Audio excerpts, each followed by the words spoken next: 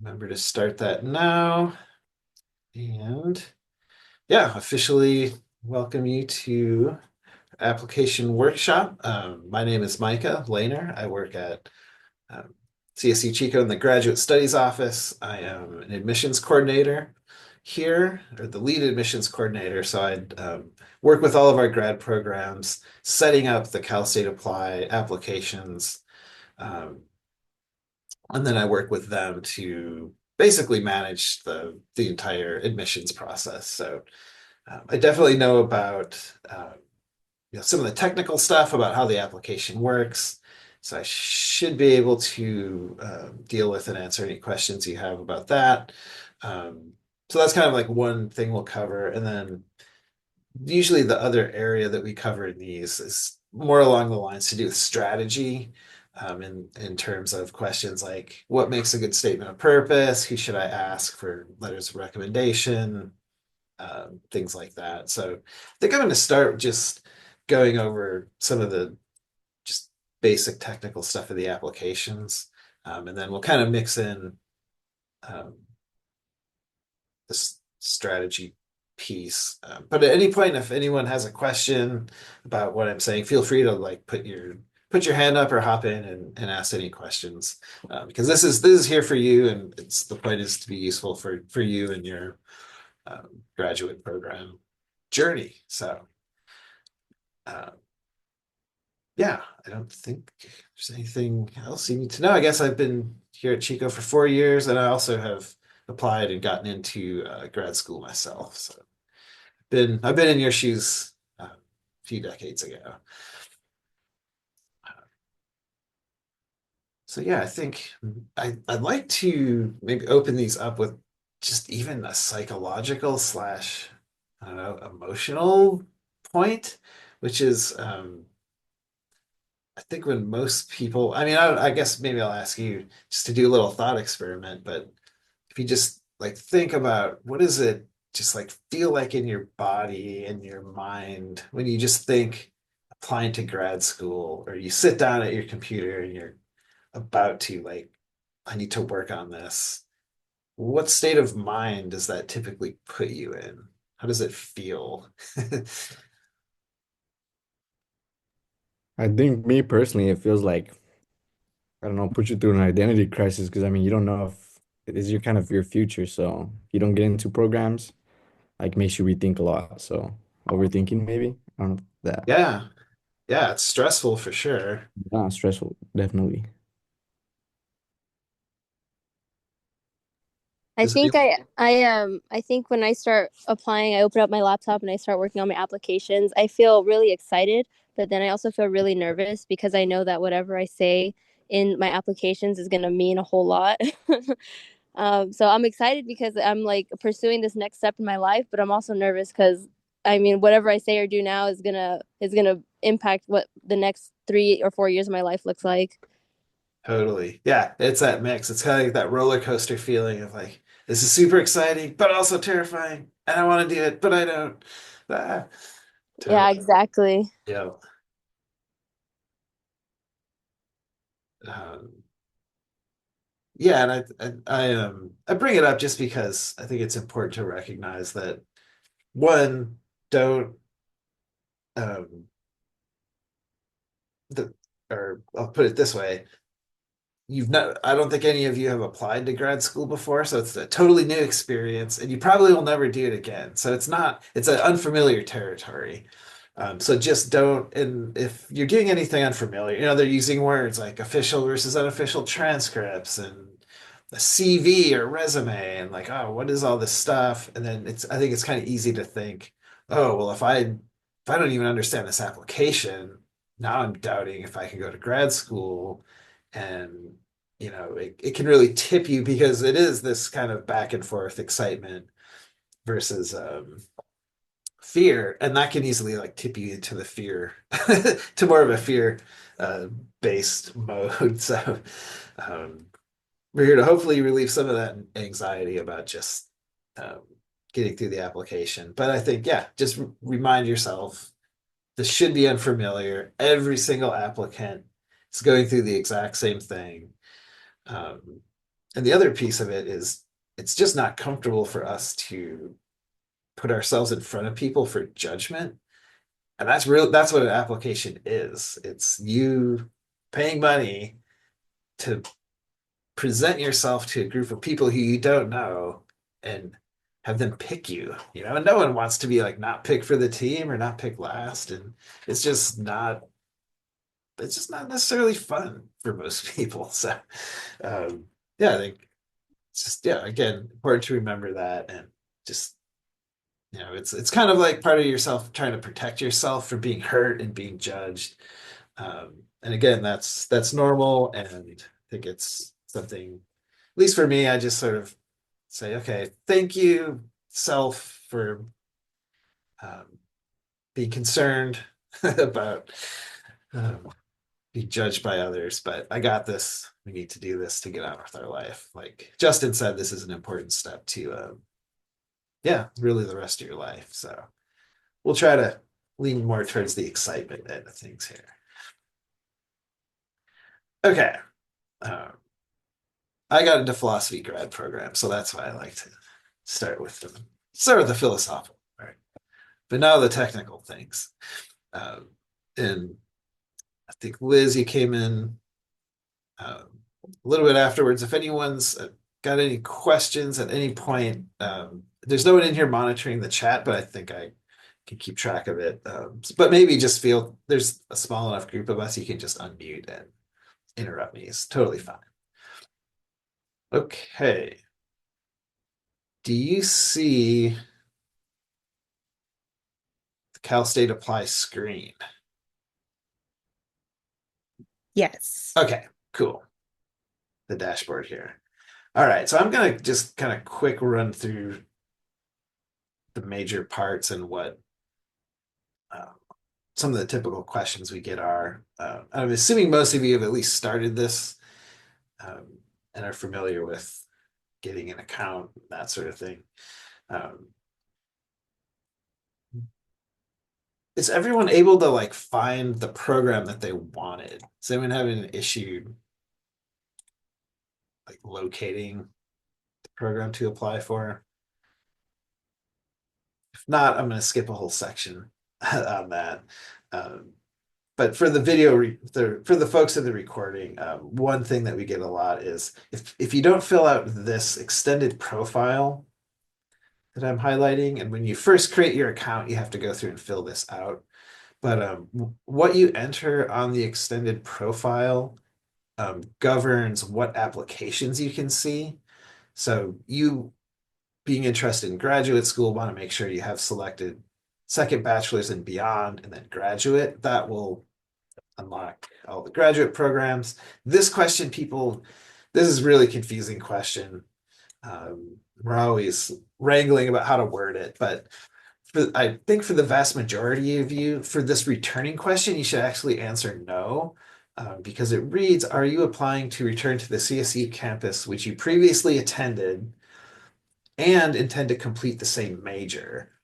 So if you're like a Chico student and applying to a Chico grad program, you might think you'd answer yes because you're applying to return to the same campus. But the second part, completing the same major, you'd only want to answer that if you're actually had already been in that exact grad program before and are returning to finish it. So if you haven't, even if you're in the same discipline, like moving from an undergrad psychology major to school psychology on the same campus, you should answer no. It does bad things if you answer. It gets confusing if you say yes. So yeah, I think that's all I'm going to mention about the extended profile. So for this Sorry, oh yeah, go ahead. I don't mean to interrupt you, but you find that because I'm looking at that. I think I may put yes on that or no. You find that on So Chico's? yeah, Where? so if you go up to your name in the upper right corner, there should be an extended profile menu option. So yeah, unless you're unless you've already been a grad student and are trying to get back into a grad program, this should be no. Okay, got it. Thank you. Yeah.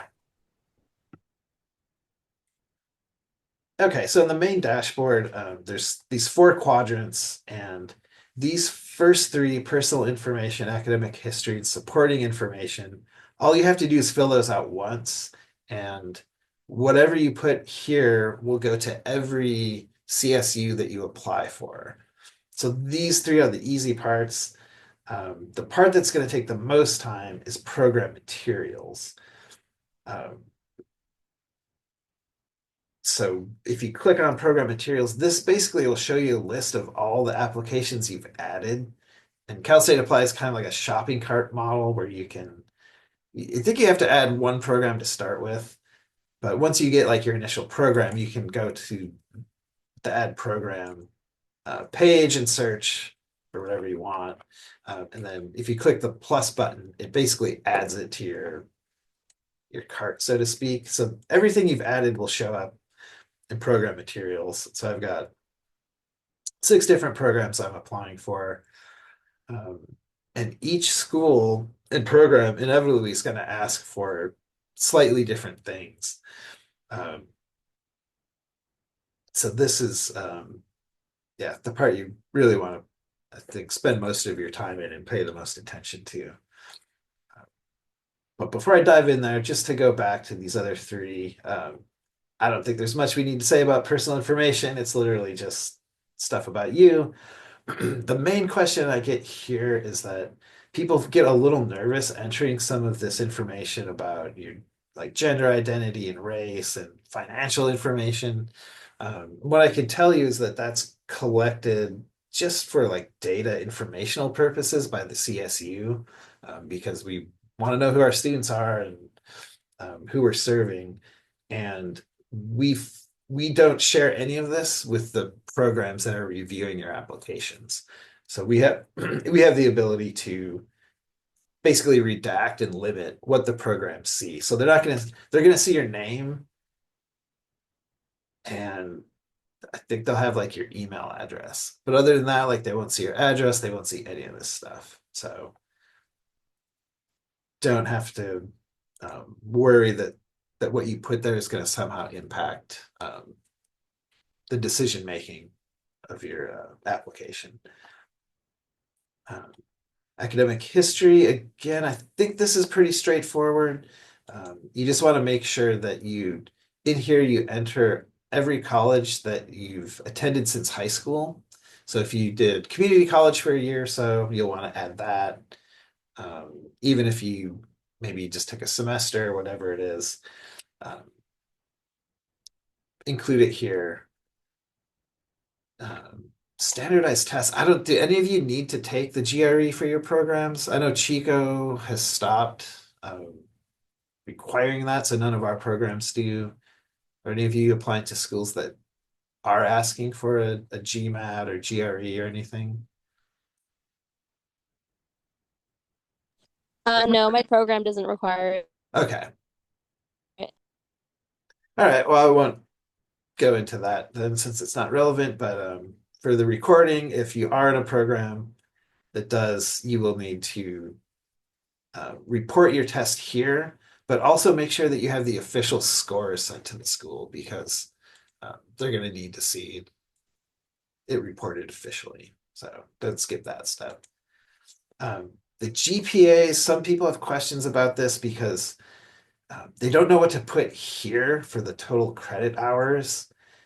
And depending on your school's transcript, this could be titled something different. It could be, I think Chico's has hours attempted on the transcript. That would be the equivalent of credit hours.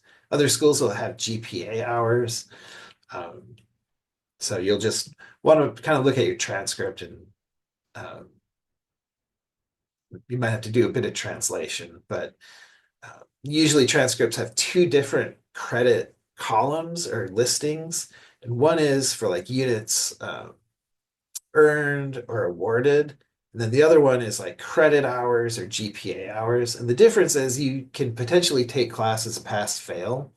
So you can get like 3 or 4 credits for a class, but not actually have a grade.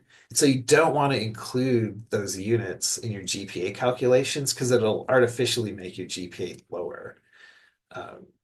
So that is something to, yeah, pay attention to when you enter it. I'm sorry, I have a question about that. Yes, Luke. So I go to UC Davis, and the way they handle it is you get a pass, no pass. It doesn't calculate into your overall GPA. Right. So do I still include that into when I enter the information? No. So I would look at your Davis transcript and look like at the very bottom, there should be some sort of total. And then And there, do I, off the top of my head, yeah, go ahead. I'm sorry, because I went to community college first and then went to Davis. So I have like a website where it's Oasis and I can look at my overall GPA. Is that the one I would put in? So I would do, so for here, enter, you'll have Davis and you'll have your community college if you went to two schools. Mm-hmm. So you want to list them both here, and then for both schools, you'll have to enter a GPA for each. So I would go off of like each individual transcript, Okay. and use that number. Okay.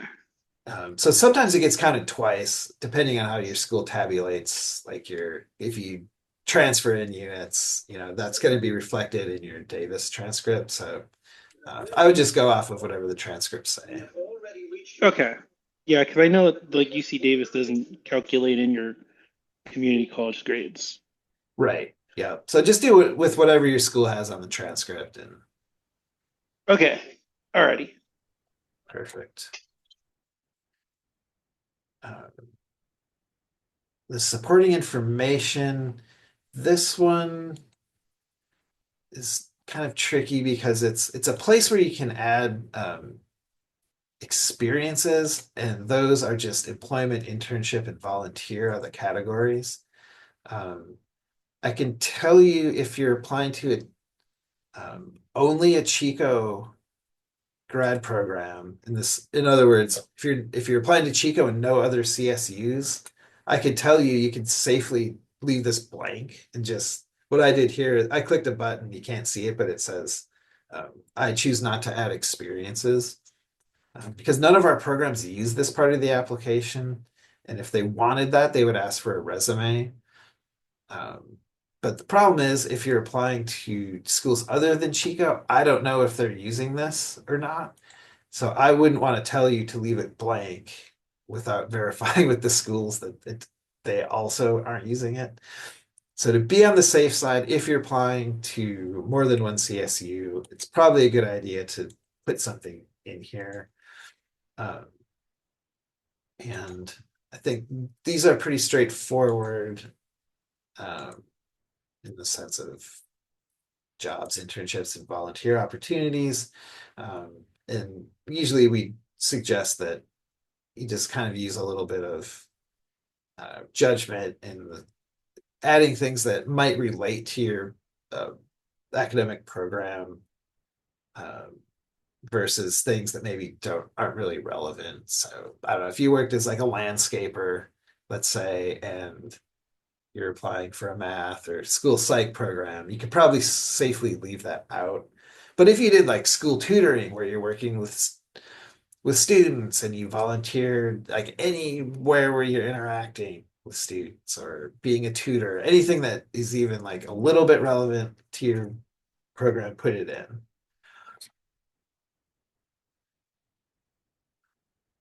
So yeah, I think these are pretty easy. You can knock that out, not too much of a problem.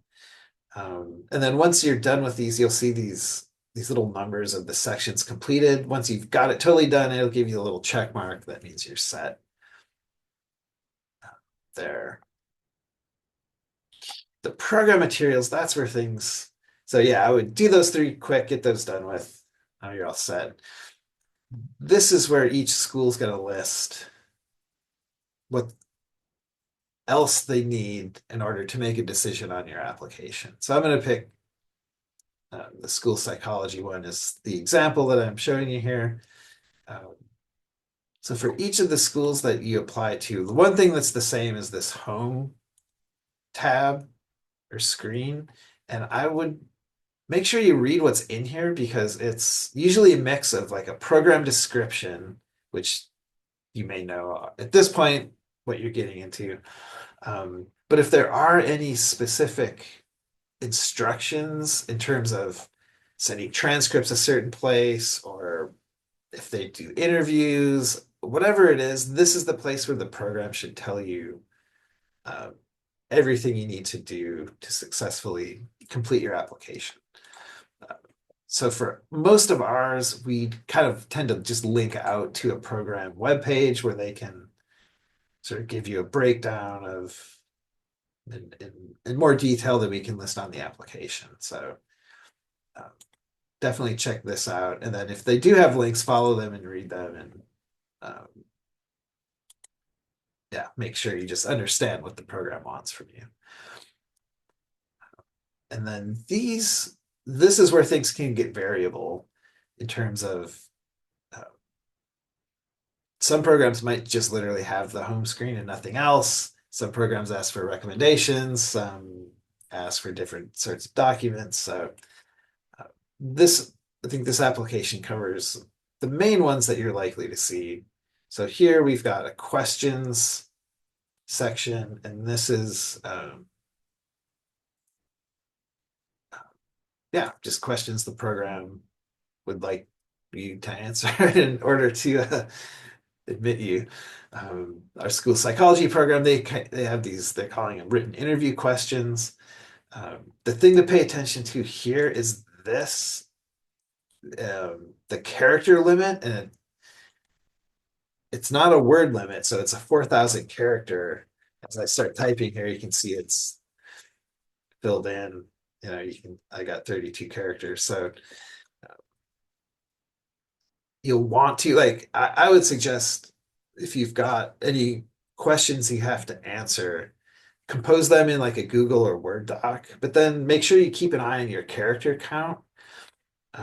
So that when you go and cut and paste it here, if you're not paying attention, now students will go over and then they're like, oh no, I pasted it cut off like 2/3 through. Now I have to condense it down. So hopefully none of you ran into that so far, but that's something to pay attention to here. Yeah, let's continue. Documents. I'm guessing most programs you apply to are going to want at least your transcripts. So for here, at Chico, we asked for transcripts, and we kind of have, I don't love how wordy we got with our transcript instructions, but we couldn't find another way around it. So any instructions that the program you're applying to wants you to know should be up here in the top. And then at the bottom, you'll see what you're required and optional documents to add. So I think a statement of purpose is a pretty typical one that you might see here. Our school psych program actually doesn't ask for that. The written interview questions sort of take the place of the statement of purpose. So this program has chosen to use the questions kind of in lieu of a statement of purpose. But if your program does ask for one, there should be some sort of prompt here that'll kind of specify what they're looking for.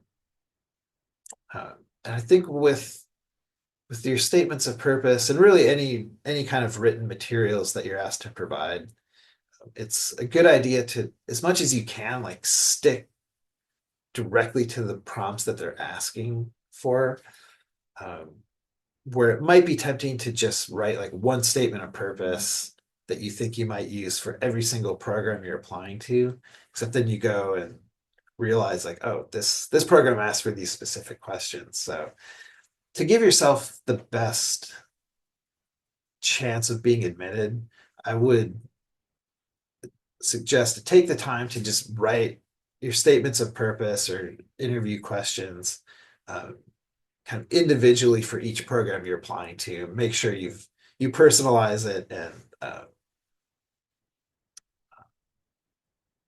yeah, kind of structure it exactly according to the questions they're asking, because you just don't want to kind of throw something together that gets at all the questions they're asking, but making the committee try to search and find like where do you answer what they want you to say. So just make it like explicit and clear as possible. As far as transcripts go, Chico, the model that we use, and I know a lot of other schools do as well, is when you're applying, we ask you to upload unofficial transcripts. And then if you're admitted to the program, then we'll follow up and say, okay, now we need your official transcripts before you actually start the program. And the distinction between unofficial and official is just that to be considered official, a transcript must be requested by you of the school that you went to and delivered from that school directly to the school you're applying to. So if you to take the exam, I think it was Luke before was going to UC Davis, you'll need to go to UC Davis registrar's office. They'll have some sort of form, or they use Parchment or the student clearinghouse, where you go in and sometimes you got to pay like $5 or something and officially order that transcript be sent to Chico. This would only be if you're admitted. But if you're asked for an unofficial transcript, that doesn't need to come directly from the school. It's something you can just provide, usually off your student portal. These days, most schools give you the ability to generate your own unofficial transcript. So that's all that, if it says unofficial, that's something you can get from your student portal, save it as a PDF and upload it. If you're applying to a school that's asking for official documents to be sent, you'll want to go to your registrar's office and make sure you order that. And if you do have the option to send transcripts, official transcripts electronically, I would select that since it's much quicker than paper transcripts.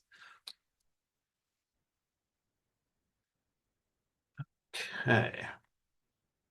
Just gonna pause for a second to see if anyone's got any questions at this point. I have a question. Yeah. So after you apply all your required documents, would you recommend or could you even add like an additional document such as like maybe like a cover letter?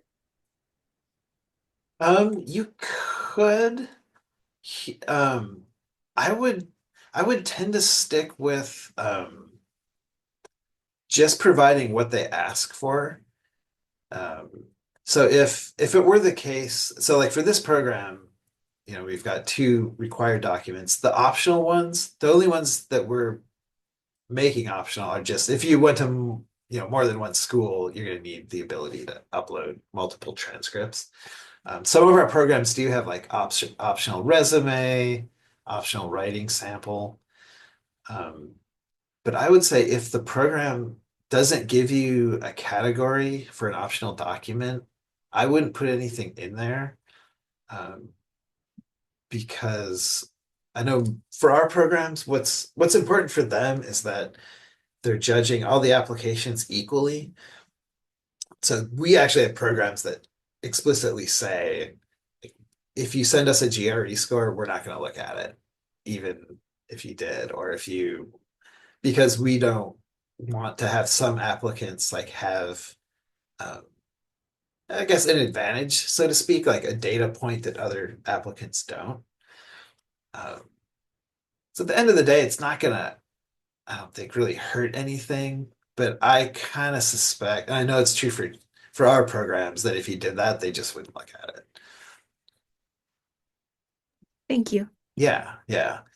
But if you are, and maybe just to get into some of the strategic parts, if there's an aspect of your application that kind of like worries you, usually it's the GPA that applicants are worried about. And a not uncommon situation is, maybe you started your undergraduate career slower than you would have wanted to. You're getting adjusted. to college. So kind of typical that maybe your students' grades aren't great to start with, but you kind of get the hang of it, and towards the end, you know, do better, but maybe your GPA is like 2.8 or something like that. The statement of purpose is really a great place. And I think, let me go back to the questions. Either the questions or statement of purpose is a good place to provide context for your application. Any parts of it that, you know, if you kind of put yourself in the place of the reviewer and think, "Ooh, that might be a red flag," or they might think, "Ooh, what's going on there?" You know, those 2 semesters where you got bad grades. These are places where you can maybe mention that and contextualize it, even if they didn't specifically ask it. If you can somehow, you know, work it into your answer and just make sure you point out to them, like, you might notice when you look at the transcript, I started slow, but you can see by the time I did my last 4 semesters, I got all B's and A's. Um, or I got in a terrible accident this semester and that sort of thing. So, so here is in the Chico School Psychology application, they do have an optional question here where they give you the ability to, yeah, kind of provide explanation or evidence that your GPA or part of your application you don't really think reflects your abilities. So yeah, I think that's the statement of purpose in the question is a pretty crucial part of the application, because that's the one thing you can control, like what you say about yourself, how you present yourself, the context that you provide for how the committee, how you want them to look at your application. That's where you're really in control of it. Your recommendations, I mean, hopefully they're good, but you don't really know what they're going to say. Your grades are what they are at this point. There's nothing you can do about that. So I think, yeah, that's in terms of what applicants typically spend the most time on. I think it is worth really getting your statement of purpose and your written questions like as perfect as you can. You know, proofread them for sure. Ideally, if you can get a couple people to read them, that would be a good idea. And we typically recommend having someone that knows you review them, because a person that knows you might be able to point out, like, hey, you forgot to mention this cool thing you did, or these qualities you have. So it's good to get someone familiar with you, but I think it's also good to get someone who doesn't know you at all to look at it just from a complete outsider's perspective. And they would be able to say, hey, I don't quite know what you mean in this sentence, or what does this word mean, or whatever it is. So that's the kind of thing, we have staff here at Chico, like myself and other admissions people, that if you wanted someone to read over what you've written, we could kind of serve as that outside perspective. I don't know if other schools do that or not, but I'll make sure you all have my email and everything at the end of this if you want to do that. So yeah, and I think the only other thing about the documents here is just, I would really recommend using PDFs and not any other kind of document, because the PDF, when you look at it,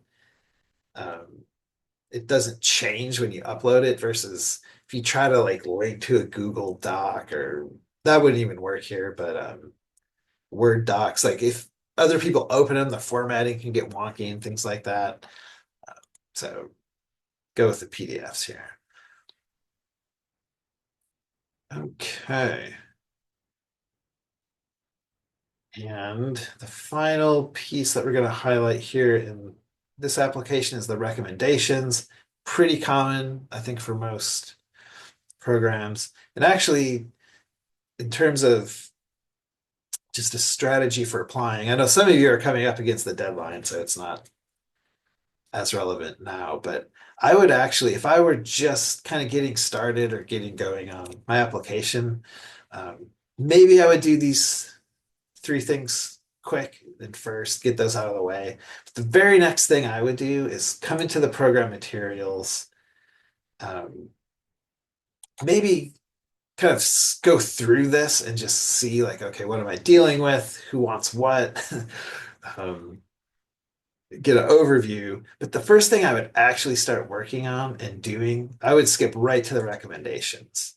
You could even do this before you even looked at the other stuff, because the recommendations are the part of the application that cause the most headaches, because you have to work with your recommenders to make sure that they get their recommendations in by the time your application's getting reviewed. So it's a little bit out of your hands. So the reason I would come and do this first is that these recommendations, the link, they're all done online. So what you do here, if you haven't done it yet, I've got one in here already, but for my second one, all you have to do is fill out the name and email address of your recommender, some of this waiver language, and then you save it. And once you save it, at that moment, the email link goes out to your recommender, and they could start completing the recommendation like right then. So that's why I suggest come in here and just, if you've got 1, 2, whether it's 1, 2, or 3 recommendations that you need, enter all of them and save it. And that gives your recommenders the most amount of time to work on and return the recommendations. So in theory, you could come in here, do these right away, get those links sent out, and potentially, if your recommenders are on top of it, they may even have returned the recommendation by the time you're ready to submit the application. So that's kind of nice, if you can do that first. And the way that you can tell is, I'm having Bob Marley recommend me from the grave. And when you first send this out, the status here it says requested. So that just means it went out. What happens on the recommender side is they get the email link and they have a choice to say yes or no, I will do this recommendation. So if they get the link and they say yes, I'll do it, this will change, the status will change to accepted. Or if they don't want to, it'll say decline. So hopefully that doesn't happen. Hopefully they'll get it. They'll say, yes, I'll do it. That'll say accepted. But that doesn't mean that it's done yet. That just means that they said they're going to do it. When they actually submit it, this will say completed. So this is the thing you will want to keep an eye on, just to make sure that all the recommendations you've requested actually ended up being completed, sent back in. If these things can go to junk mail and get filtered out, so if you've requested it from someone and they're like, hey, I didn't get it, or it's been a while, if you click this, as long as they haven't submitted it, you can change, you can delete, change, and edit your recommenders. So if you go in and select the edit button, you can actually scroll down to the bottom. Oh, the due date, I have to change that. I will mention the due date that you put here. It's not a deadline in the sense that whatever you put here, it's not like after whatever due date you selected, they can't submit it. It's more just for the recommender, for them to know what timeline they're working on. So I would just say put the due date, the deadline of the program, if not earlier, just to give people a chance. But if your due date passes, the recommendation can still come in. But if you come down here, there's a link to resend the recommendation request. So it's handy if your recommender's not able to get it or they missed it or whatever. And if you just can't get a hold of the person or they don't want to do it, you can totally delete and just re-enter a different recommender.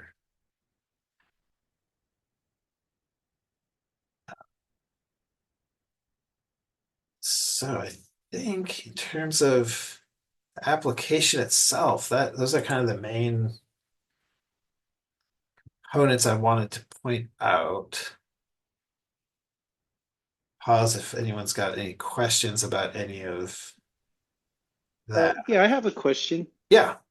Does the recommender have to come from the school you're currently attending, or could they come from a previous school? Good question. Yes. So a bit of strategy here. Who should you use for recommenders? That's pretty common issue that you'll run into. Hopefully the schools will provide or the programs will provide guidance as to what they want. So this text up here actually is like we entered that, the program itself. Ideally will advise you of who they want, you know. So here for the school psychology, they want 3 for sure, but they're stipulating here at least 1 should be from a professor familiar with your academic work.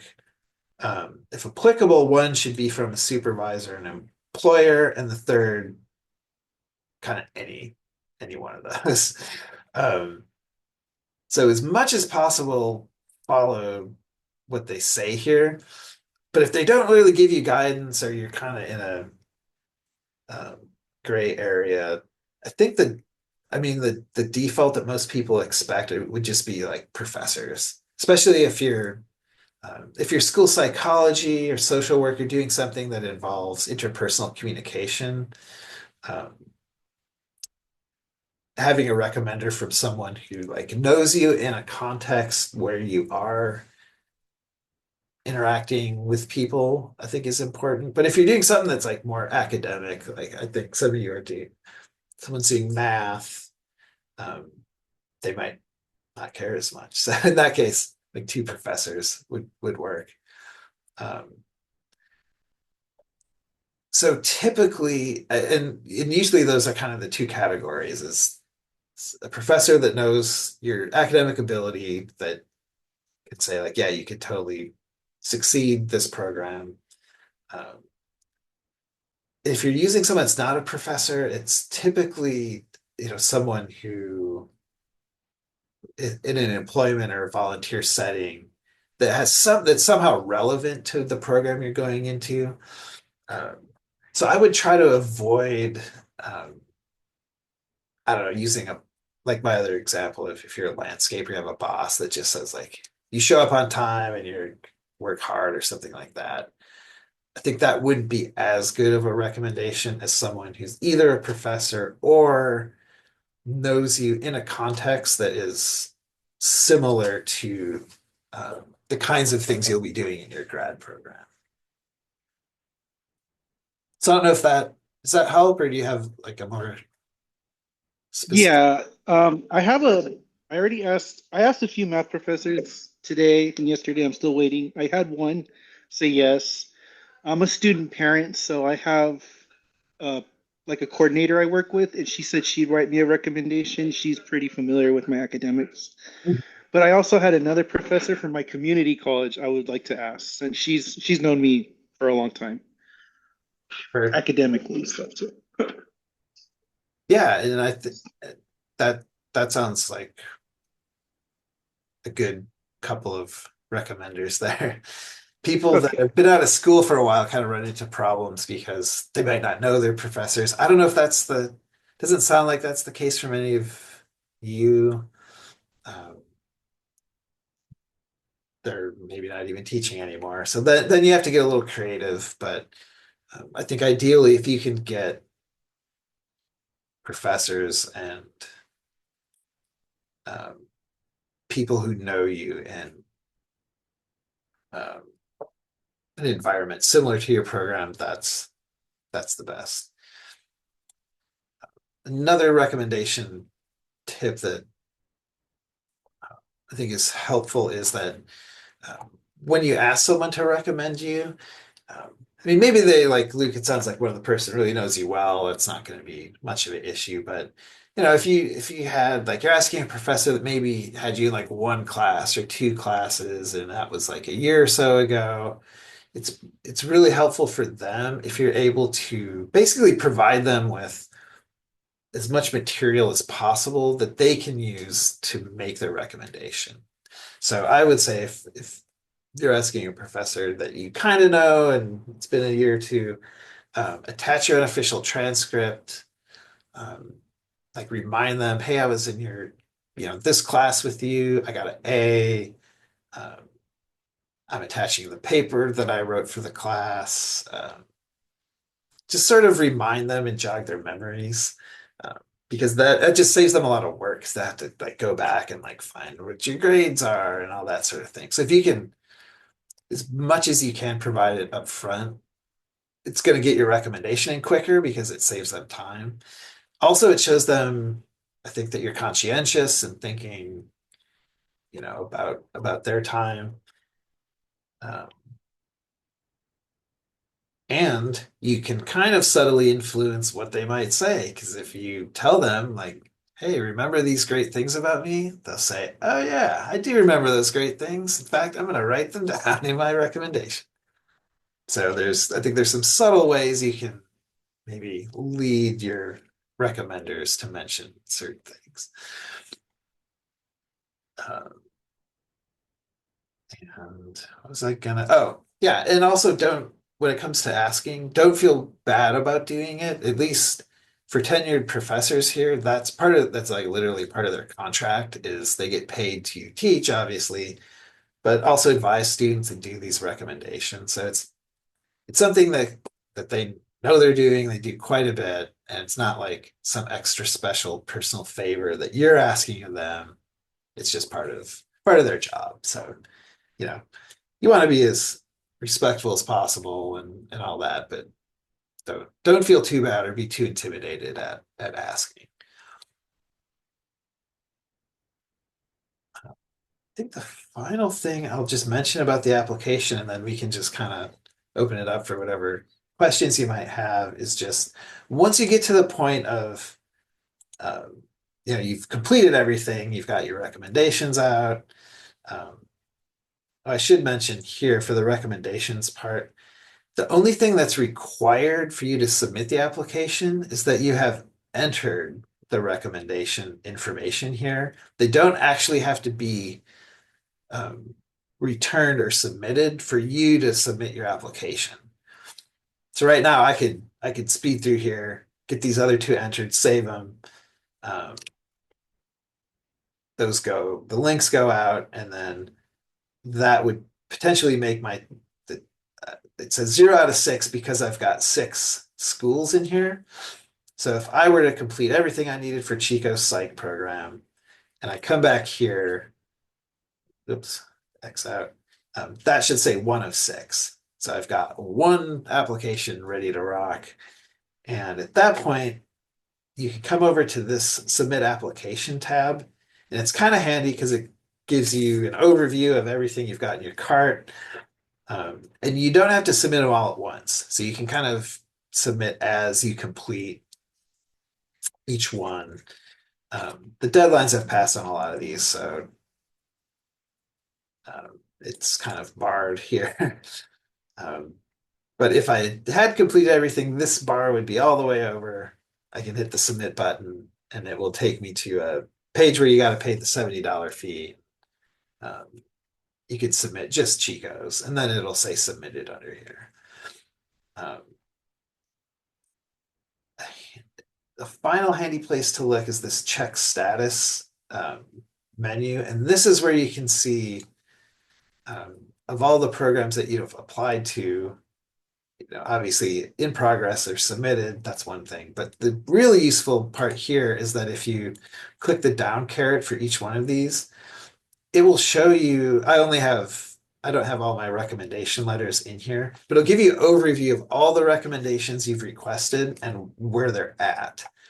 So once you've submitted your application, those letters are the one thing that could potentially hold you up and make your application not complete. So even after you submit your applications, it's wise to keep an eye on this check status and just make sure that those letters get in there and follow up with your recommenders if they're not.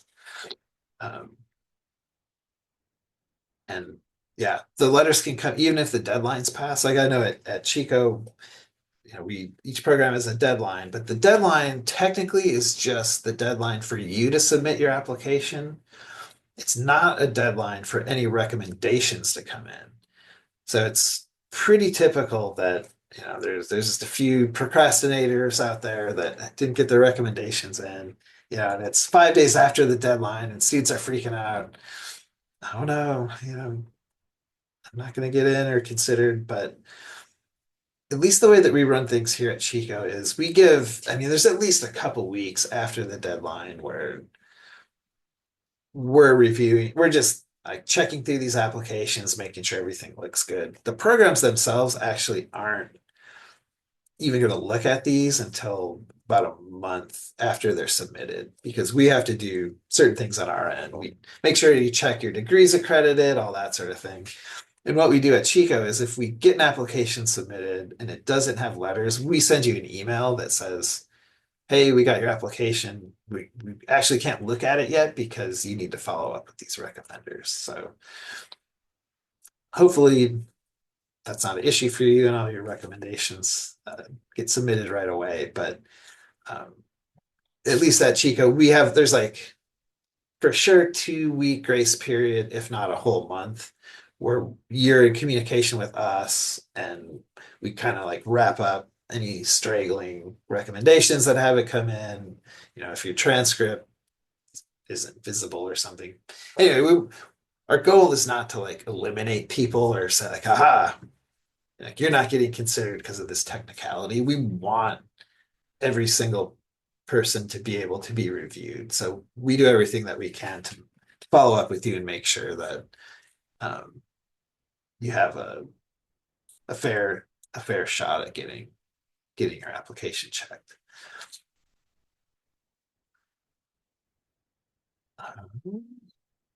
So yeah, I think that's as far as just kind of like the general tips that I had in mind. That's what I wanted to talk about, but I think the rest of time that we have here can just be for whatever. I think there's specific quirks about each program, so I don't know if yeah, we'll just kind of open it up to any questions that any of you have about the details of your particular program.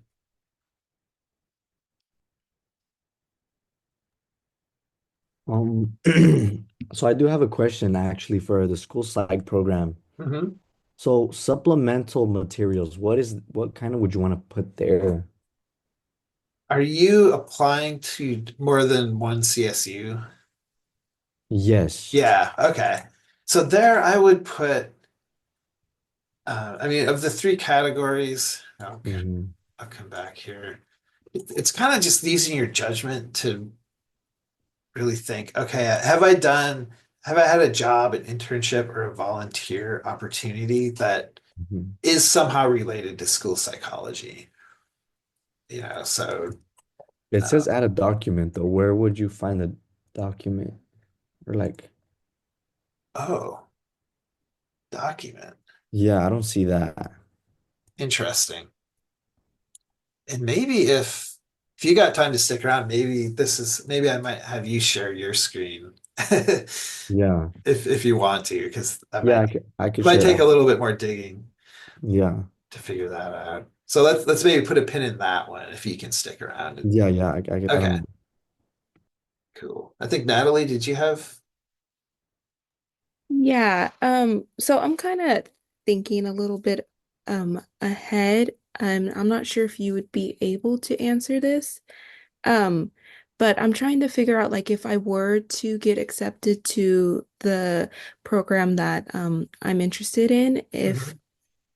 I'm interested in like knowing maybe like the flexibility. I'm trying to figure out how like my schedule would be. So do you know if like maybe they would offer like evening classes, or would it be like something that would have to be during the day?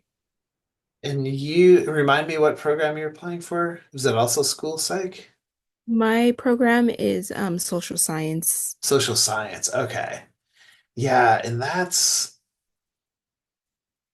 good question for each one of our programs has a faculty graduate coordinator who's a full-time faculty that yeah, manages the program. And it kind of varies across programs. So like our MBA program, for instance, they are assuming their audience is mostly working people. So they schedule most of their classes in the evening and basically say like, yes, you can do this and work a 9 to 5. Most of our programs aren't like that. So that would include yours, the social science program. Um, it's an in-person program, so the classes are all here in Chico. Um, and the scheduling is kind of it's like semester to semester. It's kind of all over the place, but mostly those are at some point during the day. Um, so yeah, that would be kind of a good if you applied and got in to the program, then we're kind of in like another phase. And especially if you got into multiple programs, then we're judging like, okay, financial aid for each one, what are the scholarships? That would be a perfect point to reach out to the grad coordinator and say, hey, here's my situation. I've got this job. Is this going to be realistic uh, for me to do? So, yeah, but I think the presumption is that unless the program's specifically listed as fully online, that you would potentially need to, I mean, you would need to be here to take classes in person and potentially, have pockets during the day when you'd have to be in class. Got it. Thank you.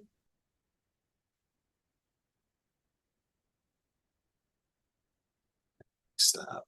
And again, any other I have questions? a question also. Do you know if they're going to be conducting interviews, and if so, around what time? Like when would that start to happen? The only program that we have that is doing interviews right now is our marriage and family therapy program. And Mia, were you math? Am I remembering that right? I'm school psychology. Oh, you're school psychology. I think our math person ran away. You're school psychology. No, No, I was the math oh, person. Luke, you're math. Okay, cool, Yeah. cool. No, there's no, the school psychology is not doing interviews, this time around. So they're just judging you really based on what you put in there. And that, I think that's why they call them the written interview questions. Um, those are the kinds of things they'd get at in an interview. They're just giving you more time to think about it. Oh, okay, that makes sense. I also had another question. Mhm. Not sure if you know anything about the prereqs, but I was wondering, there's a prereq in school psych. They require cognition, and I know some prereqs they can be like depending on the school that you're at, can be substituted for other classes. So I was wondering if you knew of anything about that. Yeah, that's an issue that yeah, it's pretty common with these programs because um, most of our programs don't stipulate that to be admitted you need to have like the exact equivalent undergrad major. So like our school psych program, I mean, you can have a major in anything. Your major could be math, um, but that's why they put the prereq. So they're saying like if as long as you have a bachelor's degree and you know this content, you would be prepared to succeed in this program. So there's definitely flexibility. So with um, I think there's 5 for yours, the school psychology. Um, yeah, and one is like psychology of like learning, cognition, and depending on where your undergrad school is, it might be called something like slightly different, or maybe you took like 2 classes that kind of covered that. Um, So I would say if you're at all unsure, if it's not like obvious that what you've taken would satisfy a prerequisite, um, that would be a good thing to email, get your unofficial transcript and like send it to me, at least for Chico. If you're applying to other schools, you would, I guess, have to find the equivalent person. But I get this question a lot, and if you can give me your transcript and just, let me know what prereq you're wondering about, what I can do is link you up with our faculty coordinator. And the faculty coordinator is really the authority that will say like, yes, this looks good. And sometimes they say like, can you give me your syllabus for that class? And maybe look at the catalog, do a little investigation, and they would be able to tell you even before you apply, like, yes, this would work as a prereq. So I think that's probably like the best way to do it, because I'm personally not in charge of making that judgment. So I would connect you with the person that is, and then you know for sure that it's straight from yeah. Oh, okay. Yeah, that's good. I think I messaged someone. I think her name's Donna. Donna Kresge, yeah. Yeah, I messaged her and then she forwarded me to somebody else. And I'm just waiting for them to get back. But I thought I'd ask you too in case you knew anything about that. Yeah. So it's probably Patrick Johnson, I think, in your case. Yeah, I think you're right. I think it Yeah. is. Yeah. So they will kind of let you know. But when it comes to prereqs, I guess your application will be stronger if they can see that you've taken those and what your grades are. But it's not like an absolute requirement to be admitted. Technically, it's a requirement to start the program. So a pretty typical scenario is, a student, maybe if the stats one get a lot of people, or the research methods class are ones that people tend to be lacking. And what some people do when they apply is, if they don't, let's just say, ideally they're going to say, yes, this class covers it, you're set. But then they might say, actually, I don't think it does. Then you're kind of a little bit stuck, in the sense that if you're a senior now, the semester's already started. You can't add a class, I don't think, at this point. So then plan B would be identify somewhere you can take it, like either in the summer or online. Usually there's several schools you can do that. So if it turns out that you are missing prereqs, as long as on that application that you need to upload, as long as you can say what your plan is. So if you could say like, yeah, I know I'm missing cognition or whatever, but I'm going to take it at University of Phoenix over the summer, or a community college or something, and put that down, that would, it's not uncommon, and that happens all the time, I would say. So it's not the end of the world if it turns out you haven't satisfied all of them at this point. Okay, that's good to know. Thank you so much. Yeah, yeah.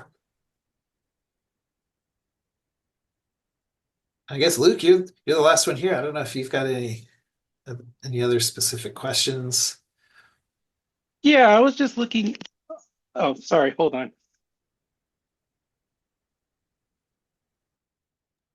Hello? Oh yeah, I can hear you. Oh, okay. So it says on the questions, it asks for like math classes. Like I took calculus, linear algebra. I didn't take. Oh, I did take that. Programming and algorithms. Like I don't think I've taken an equivalent of that.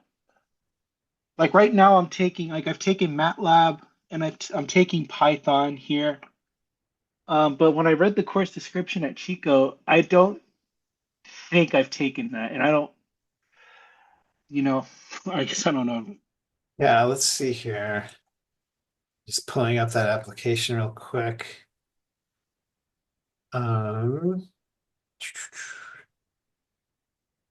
So you're looking at, sorry, which class was it again that you were kind of wondering about? Oh, the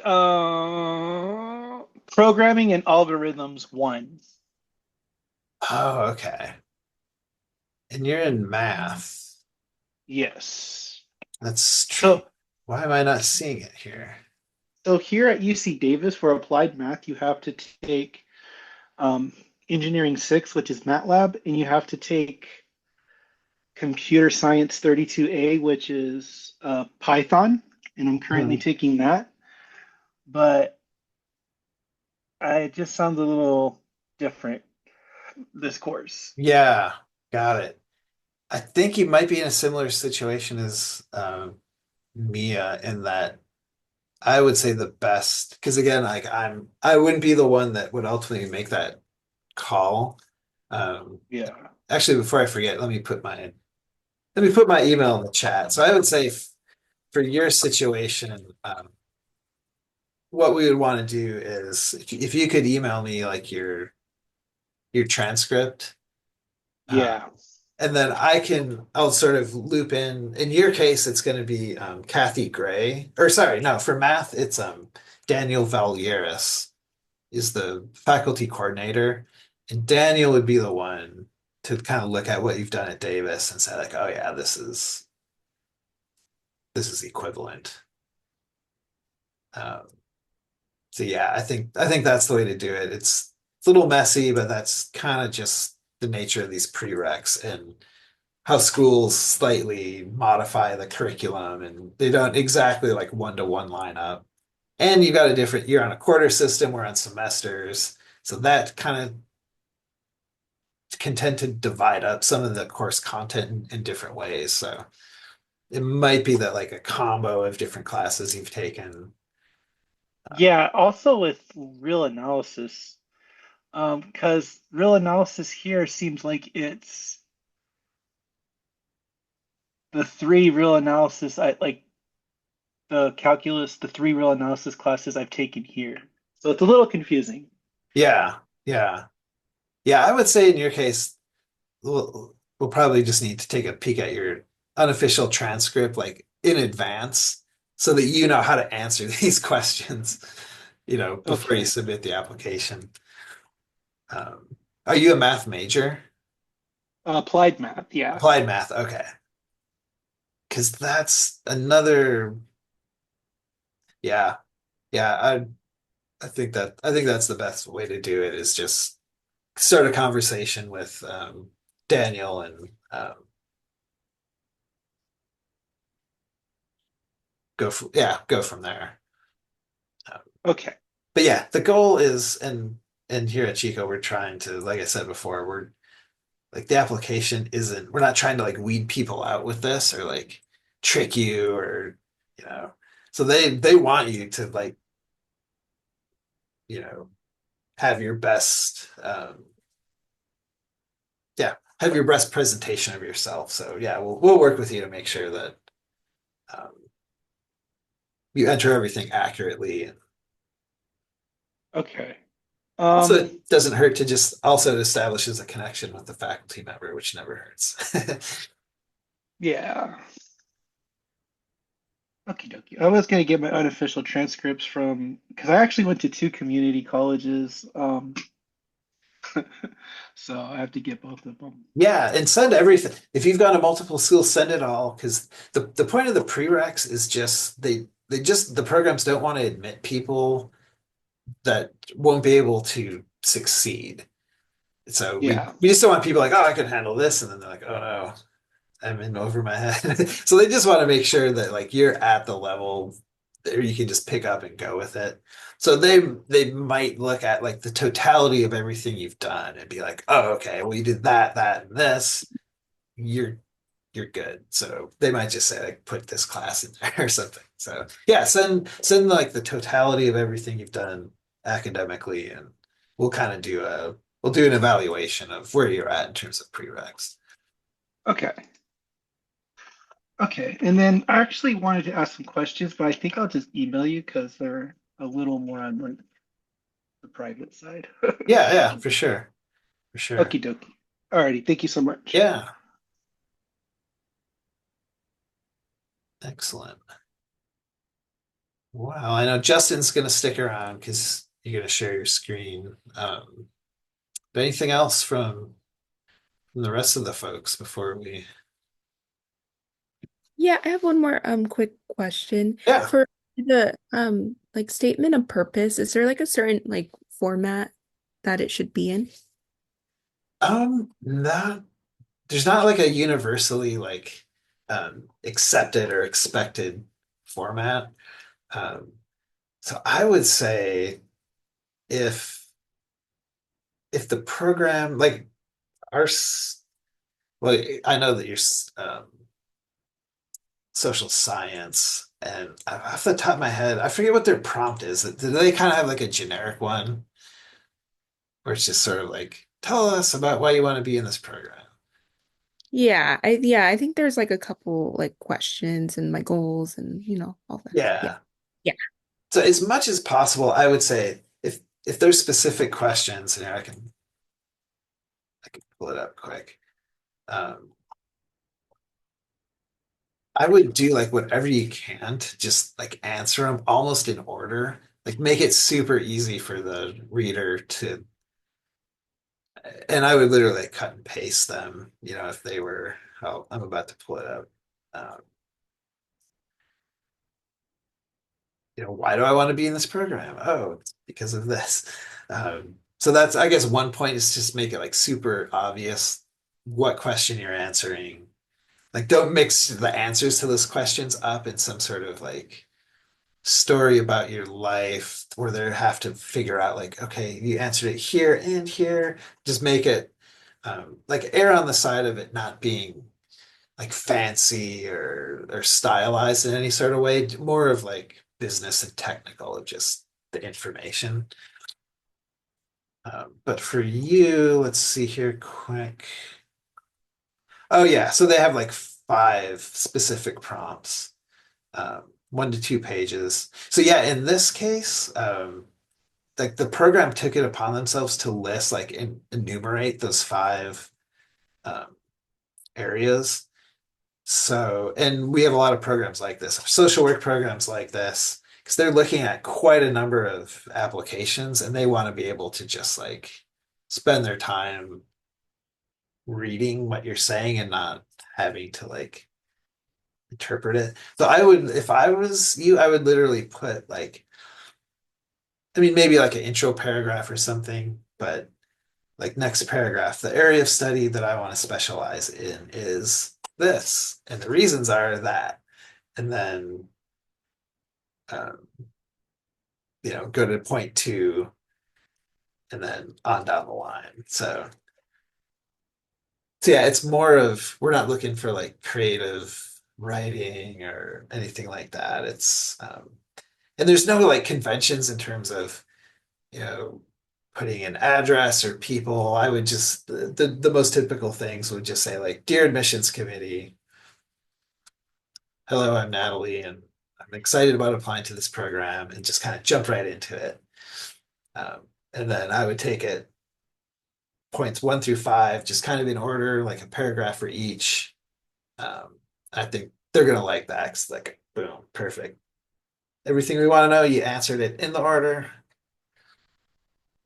Uh, Perfect. Thank you. yeah.